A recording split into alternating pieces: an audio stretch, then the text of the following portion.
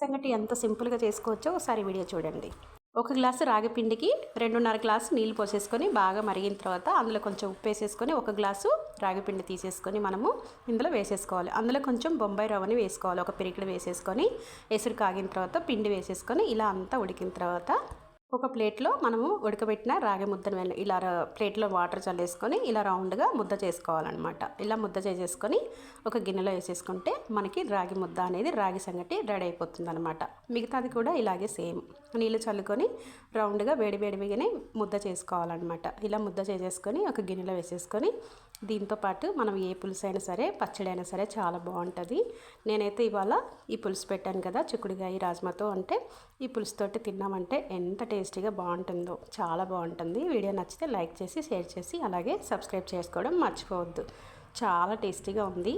ఒకసారి ట్రై చేసి చూడండి. చాలా బాగుంది, యమ్మీ యమ్మీగా.